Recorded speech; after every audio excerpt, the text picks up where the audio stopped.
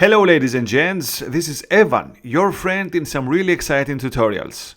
Today in this Photoshop tutorial I'm gonna be showing you the way of transforming your photo, your modern photo, into something really old, maybe a century ago old, with little steps and some extra tools. We will try and hopefully we will succeed to transform the modern photo into something older.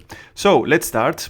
We will need some stuff. Of course, those stuff you will find them underneath in the details of this tutorial. So I will go to the Chrome. This is the start image. I will copy this image. And then I will go to Photoshop. I will go to select new. Of course, the Photoshop will adopt those settings of the copied image over the new dialog. I will name this from, of course, not Greek, but English, from fresh to old. Wonderful. Hit OK. And then I will go edit, paste, or else Control and V, Command and V in Macintosh. Afterwards, I will go here and I will name this one as photo with double click. Then I need to make this photo look older, look not so fresh. Of course, I have to damage the photo. Of course, in our days, we want the photos to be really sharp, really high quality digital photos, but you know, a century ago, the photos weren't so high quality, so we have to make this lower quality and try to mimic the effect of the aging process. So I will go to the photo, I will right click, hit the blending options, and I will go and I will add actually a stroke over this one, maybe a bigger stroke at about 50 pixels. Well, of course, it depends on the size of your photograph. It doesn't matter what color, we will change the color later. It has to be inside. Hit OK. And now our photograph has stroke. Most of the photos, you know, back in time used to have strokes, you know, this white space around the photo. So we have to put this in order to make it look more realistic. Afterwards, I will select the photo. I will go to Image, Adjustments, and I will hit the Desaturate. And so now my photo looks black and white. Then I will go to Image, Adjustments. I will actually now select the brightness contrast, and maybe at about, I will just change the contrast at about, maybe let's say 40. Maybe the brightness just a tiny bit in order to make it not so high dynamic. So I need this to be, you know, with pure whites and pure darks, not you know, the middle, because the middle you know, they are effect of the today photographs, not the old ones. Hit OK, and so my photo is getting better and better. Then I will just need a paper, so I will go again, I will take this paper texture, I will right click, copy. Of course, I will give you all the elements of this tutorial underneath in my details, in the details of this tutorial, and then I will just go and hit the Control V, Command and V in Macintosh, and then we have this texture. Wonderful. So I have the texture. Underneath is my edited photo, and now all I need is to make this actually old paper. I will rename this old paper. I need to desaturate as well this paper because I don't want to adopt this color to my photograph. So I will go to Image, Adjustments, and Desaturate. And then I will just go and change this from normal to multiply. And right away, my photo looks freaking old, okay? But it's not ready yet. So patience, my friend. I will select again the old paper and I will go to Image, Adjustment, and Curves. Of course, I have to say that you can succeed the whole adjustments from the menu, also from the Adjustments panel, but I don't want to create so many adjustments here. That's why I put the effect direct over the layer and not over an adjustment. So now I will go and I will make this paper texture more bright. So I will have, you know, a fraction of the effect applied to the image. I don't want this image to be so harsh. But now I can see the lines of the paper, but I can see more of my photograph. Before it was really dark for me. So hit OK. And then I will just close this layer for a second, and I will go to the photo, and I will just zoom the photograph. Well, if you see the photo, it is really good quality. It is super sharp, and the old photos weren't that sharp. So we have to reduce the sharpness. I will go to filter, I will go to maybe noise, and I will go to the dust and scratches. The dust and scratches actually reduces the scratches over the old photo, but if you use it over some good looking photo, it will actually take away, you see that, some of the finer details, like the hair of this friend over here. And as you can realize, this is a trick to take away some gray hair, if you like, with the help of the dust and scratches. Wonderful. So the amount here, it will be 3 on pixels and 50 on the threshold. Hit OK. And then I will go again and I will apply as well a blur. So we'll go to blur, Gaussian blur. And I will use a radius at about half a pixel, you see, 0.5. Hit OK.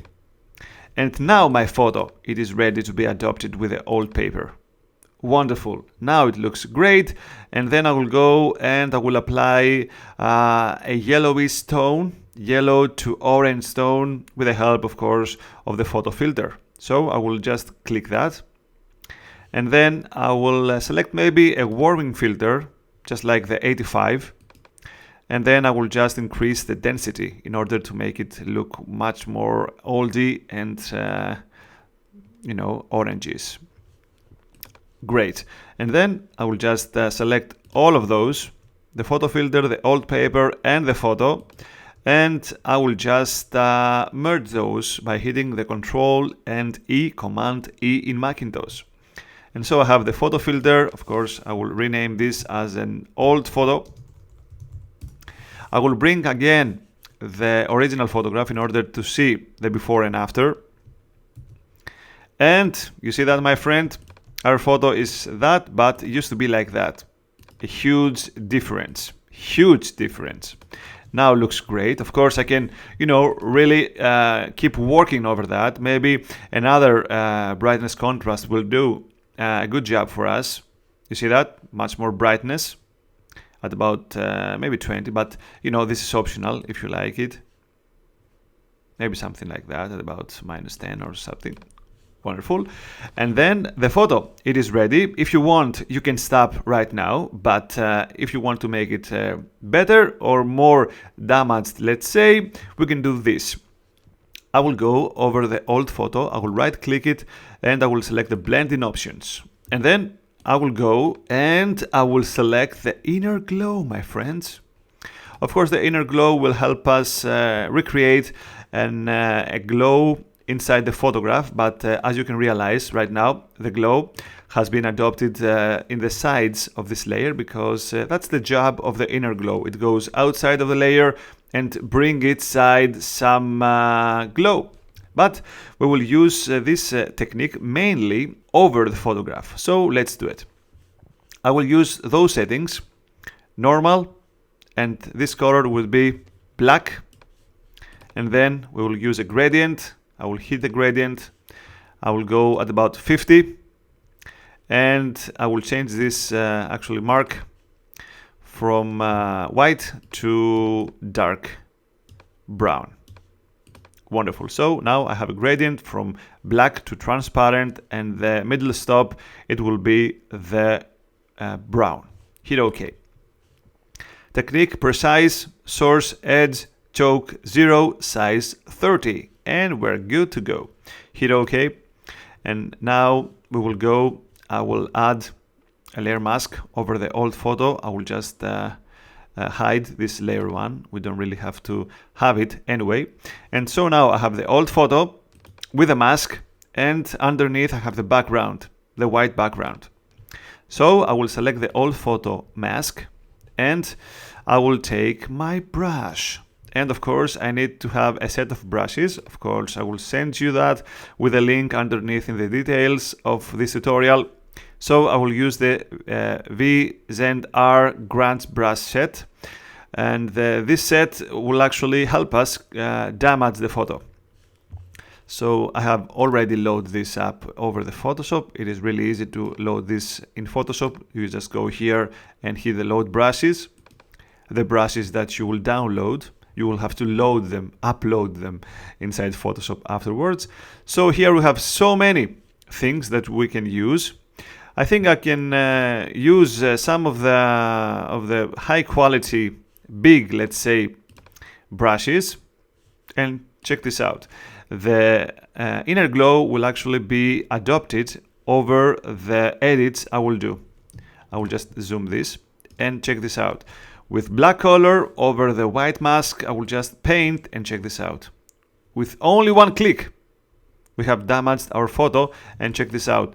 The black and the brown and the transparent actually works great for us. Of course, if you want to make the effect much more dramatic or much more crazy, let's say, or if you want to create the effect of looking in the future, you can just open this layer, and so now we will have the colored version over here. Maybe it is a sexy effect, but it is not the effect that I am after right now.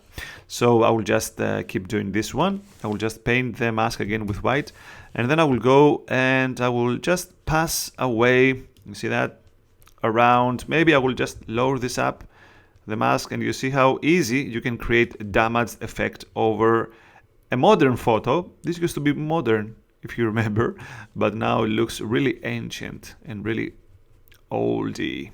Maybe our grandfather used to be in this photograph. Who knows? Great. And of course I can change the masks. I can do whatever I like. No problem whatsoever. You can do whatever you like. See that? And with some simple steps, of course I can damage this photo also inside here, maybe here. And so with little steps, maybe I can use some other. It has so many. See that? Not so good, maybe. Well, it's not always great, but anyway, most of the times it's gonna be good. So with little steps, we have just recreated the old effect, and from a modern photo, we just created this old but good effect in our photographs. Again, I can just re-import the modern one again, and so I'll have a mixed effect that probably you will love it as well. So this is me, Evan, your friend in some really exciting tutorials. If you liked my tutorial, please like my work, subscribe to my channel, and share my tutorials in order for others to learn this wonderful effect. Thanks for watching, and I will be back really soon.